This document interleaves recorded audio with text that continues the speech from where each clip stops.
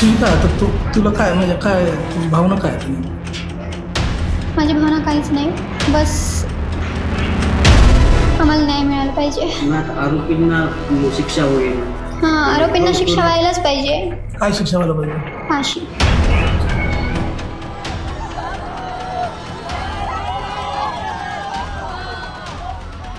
बरं तुझ्या वडिलांनी भावांनी सक्षमला मारलं, प्रेम कमी होणार आहे का? नाही, मी लग्न करेल सक्षमसोबत.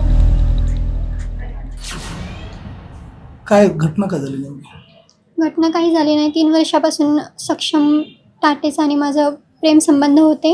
माझ्या घरच्यांना ते मंजूर नव्हते, त्यासाठी त्यांनी त्याचा असा घात केला. कुणी काल कुणी त्याच्यावर म्हणजे वार? माझे वडील गजानन मामेडवार आणि माझे 2 भाऊ हिमेश मामेडवार आणि साहिल मामेडवार. कशाला गेला होता हा, बाहेर कशासाठी गेला होता आणि त्याला कसं म्हणजे प्लॅनिंग करून घेतलं? हे सक्षमवर MPD पडली होती, तर त्याने सुटून आल्यापासून माझ्या घरचे त्याचा गेम लावण्यावरच होते.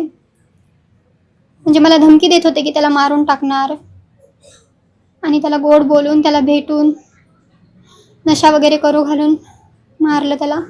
त्यानं त्याच्यावर 3 गोळ्या झाडल्या तरी त्याला काही झाले नाही. तेव्हा त्याच्या डोक्यात फरशी वगैरे टाकून मारलं त्याला. हा विरोध नेमका कशामुळे? आमचं प्रेम होतं आणि माझ्या पप्पांना मंजूर नव्हतं. कशामुळे? कास्टमुळे. तू दुसरं कोणाही सोबत बोल, मी करून देतो तुझं लग्न, असं बोलले होते ते मला. सक्षमची कोणती कास्ट आणि तुझी कोणती कास्ट? बुद्धिस्ट आहे. आणि तुझी? म्हणजे पद्मश्री.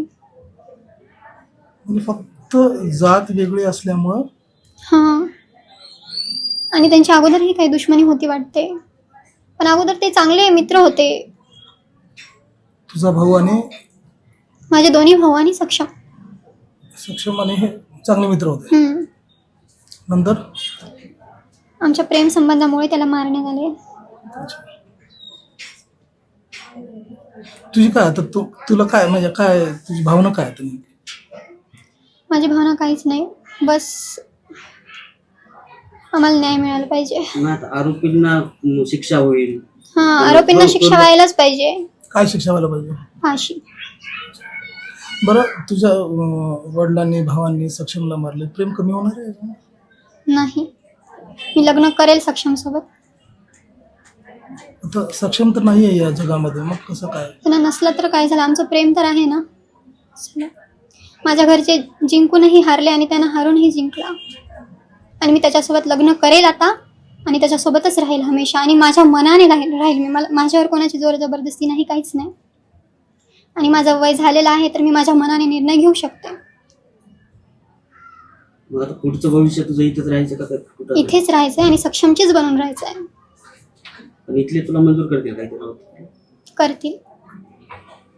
इथल्या घरच्यांचं काय म्हणणं आहे?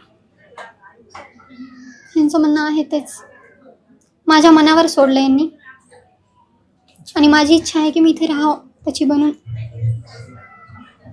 आयुष्यभर. तुझं वय तर कमी आहे. काही होत नाही. बोल बोल बोल. मला राहायचं होतं त्याच्यासोबत. काय झालं, त्याच्यासोबत राहायला भेटलं नाही, तर पण इथे तर राहील ना त्याच्या घरामध्ये सर्वांसोबत. आता माझ्यामुळे त्याच्या मम्मीपासून तो दूर झाला,